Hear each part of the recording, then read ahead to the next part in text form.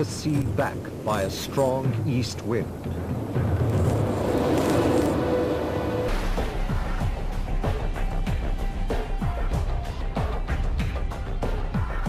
For years, explorers have searched for evidence of the miracle of the parting of the sea.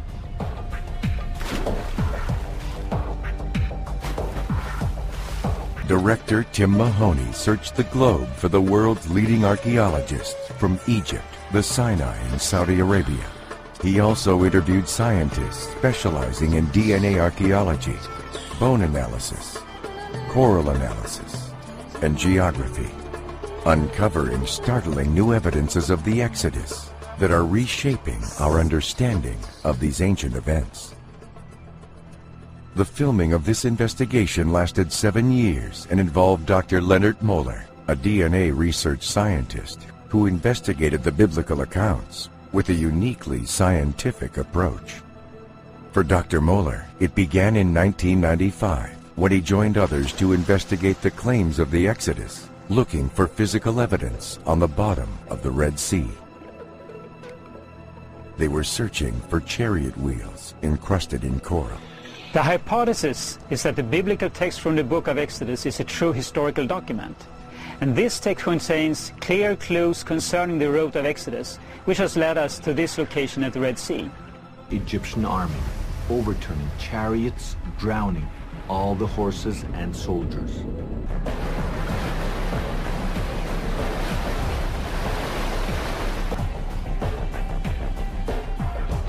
Archaeologists, what can you dig up which is going to prove the Exodus?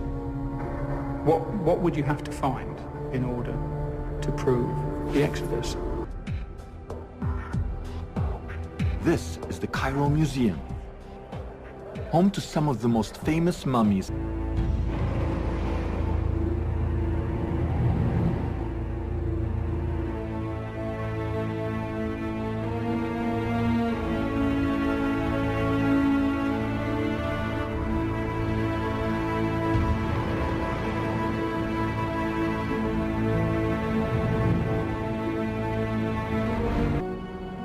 Here is the man who confronted Moses.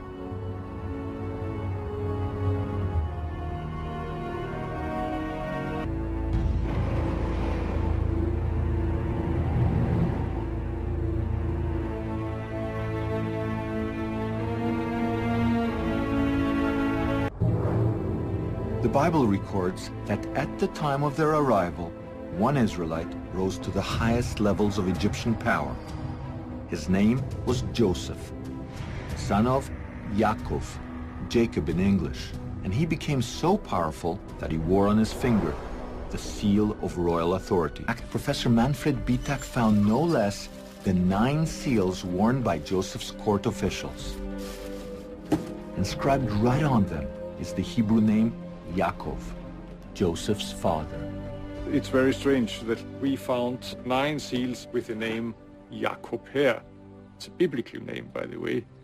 The original was probably mounted on a ring worn on the finger, and this gives us a new puzzle.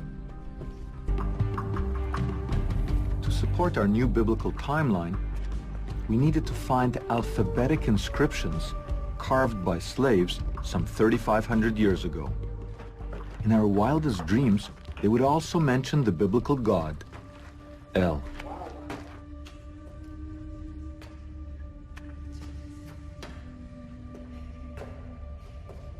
And sure enough, there are slave inscriptions here, and one of them records a 3,500-year-old cry. El, save me. This is the writing of a slave who worked in this mine. You can still see the chisel marks, which were part of the forced labor that the author of this inscription was involved in. And he wrote his cry to God, saying, "Help me, don't forget me."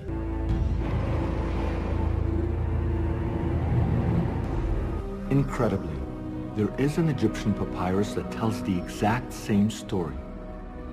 It's called the Ipuwer Papyrus.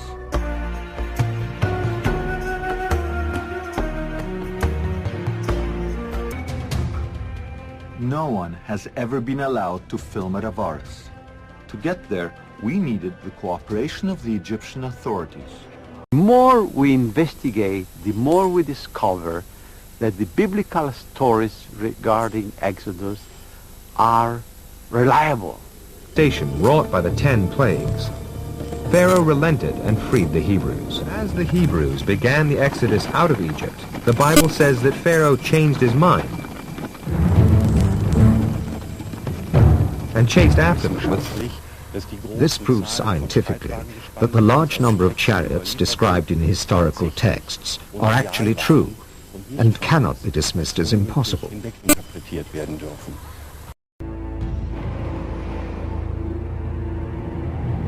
Allowed the abomination of the gods, the immigrants, to depart, the earth swallowed their footsteps. This was the directive of the primeval water, who came one day unexpectedly. The shows that the story of Moses and the Exodus can no longer be dismissed as the figment of a scribe's imagination. But this leaves one final question. How did the Bible get so many of its facts right? Explain why the archaeological record matches so well the biblical accounts. The bondage of the Hebrews, Moses' upbringing in Pharaoh's palace, the 10 plagues of Egypt,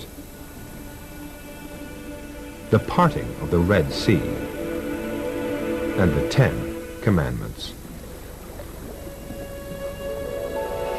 The Bible remains the foundation of faith for 2/3 of the world's population.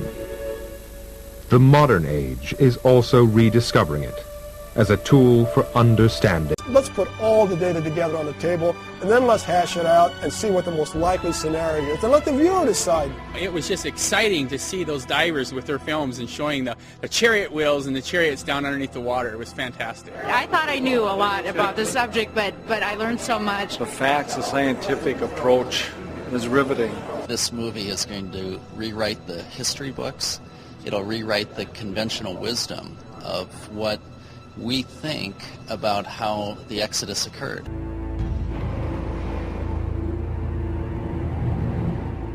סופרים, היסטוריונים מצרים, כתבו מאמרים בנושא הזה שלקחו בני ישראל מהמצרים לפני יציאתם לסיני. והסופרים, ההיסטוריונים האלה אמרו שאנחנו רוצים פיצוי ויש אסמכתה לזה כי זה מעוגן בתורה שבני ישראל הלוו תכשיטי זהב מהמצרים כדי לחגוג ולהחזיר אותם, אבל לא החזירו. אז הגיע הזמן לבקש את הפיצויים, כן? והם מסתמכים על מה שכתוב בתורה.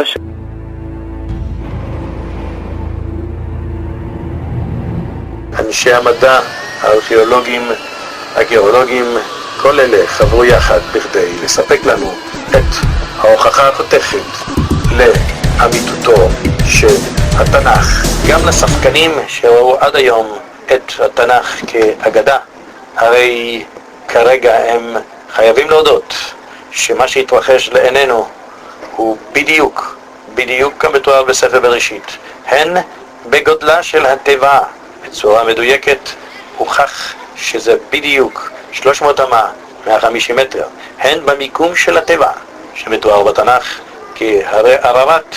הרי ערערת בטורקיה, בדיוק שם במקום הזה התגלו הממצאים.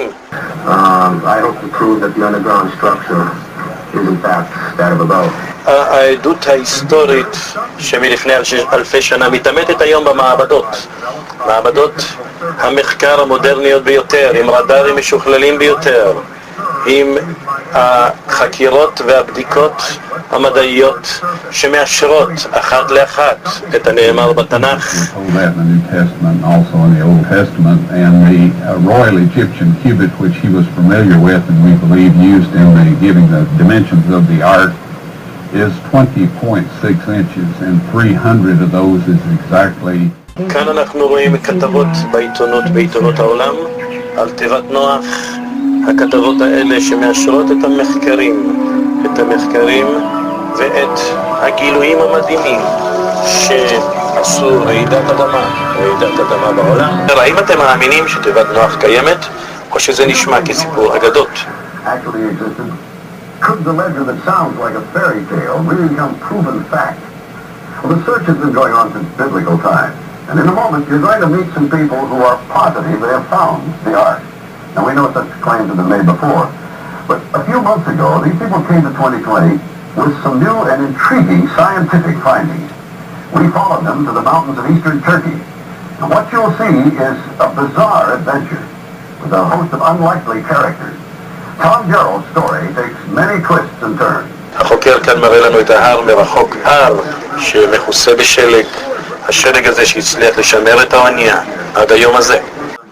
מדידות, סימונים, אתם רואים את הבדיקות עם הרדארים המיוחדים. מדידות וסימונים נתנו תוצאות חד משמעיות על הצורה של תיבת נוח. This data does not represent natural geology. It's some man-made structure. These reflections are occurring very periodic, too periodic to be random natural type interface. בפניכם מדגם שחזור של תיבת נוח, וכאן אנחנו עוברים לראות בעיניים. יש פה אתר שממשלת טורקיה הקימה בכדי שמכל העולם כולו יוכלו להגיע ולראות ולצפות בממצאים המדעיים, באימון של המידות. הגודל של התיבה הוא מדהים, בדיוק כנאמר בתנ"ך. צילומי לוויין של האמריקאים שנעשו במשך שנים על שנים למטרות צבאיות, צילמו את האזור הזה. כעת משתחררים הצילומים האלה. A very unique object. It wasn't impressive to look at from a distance when we got up close to it. It had a lot of resemblance to wood. It was rock, obviously, but it did look like hand-hewn beams. התחלנו לחפש.